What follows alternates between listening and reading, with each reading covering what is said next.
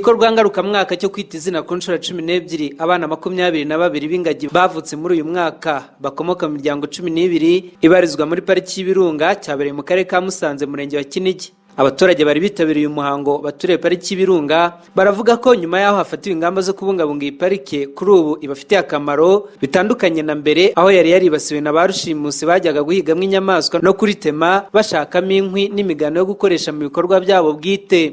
Ubu twavomaga mu binamba cyangwa mu migezi ya ruhurura itembe ingiva mu Birunga, ariko batwubakiye ibyika by'amazi ubu turavoma kuri za robine. Urumva ico ni igikorwa ca mbere ciza. Batwubakira n'amashuri y'abana ubundi hakabiyo bafashije n'abana bacu bakabagurira nk'amakayi, abandi bakabagurira iyo miryango ikabagurira n'amagari nabo bubakira amazu. Mbese bamutaragendo bazanye amadovize bubaka nk'amashuri n'amavuriro ni byinshi. Mbese bantangiye mituweli banyubakira n'inzu bamfasha amabati. Anariyo mpamvu natwe tubungabunga ziriya ngagi ntawazikoraho akanyamaswa kose, mbese uretse n'ingagi n'ibindi bisimba byose inyamaswa zose zo mu Birunga mu ishamba nta muturage ugomba kwitunga urutoki. Umuyobozi w'ikigo cy'igihugu gishinzwe iterambere RDB Francis Gatare yavuze ko kwita ku rusobe rw'ibinyabuzima bifite akamaro mu kubungabunga ubukungu bw'igihugu cyacu bikomotse kuri ba mukerarugendo baza gusura inyamaswa zo mu byanya bikomye by'umwihariko ingagi zo mu Birunga bakahasiga amadovize. Kubungabunga ibidukikije ndetse no kubungabunga urusobe rw'ibinyabuzima by'umwihariko bidufitiye akamaro.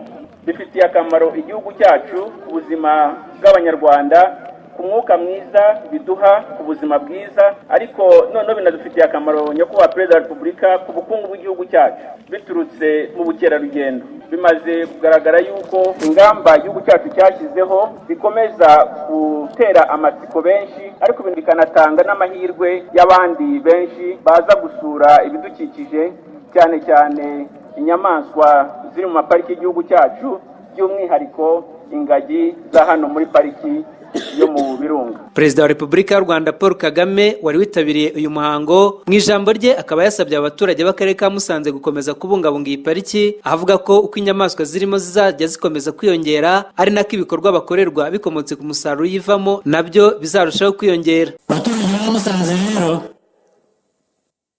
kuba turi hano n'aya mahirwe y'uko ari izi ngagi ndetse n'ibyo tuvanamo byongera ku mutungo w'igihugu, byose ni amajyambere namwe mugomba kugiramo uruhare rwo gufata neza izi ngagi, amashyamba zituyemo, noneho tukabona ba mukerarugendo benshi baza kuzisura, baza kuzita amazina, ndetse n'ibivuyemo ntibibarenge ngo bihere ko bijya muri rusange, ahubwo hagira ibyo musigarana bijyanye n'uwo murimo mwakoze no kubifata neza no kubirinda. Uko ibiva muri iyi park y'Ibirunga, ibiva mu ngagi bigenda byiyongera, niko namwe ibibageraho bizagenda byiyongera.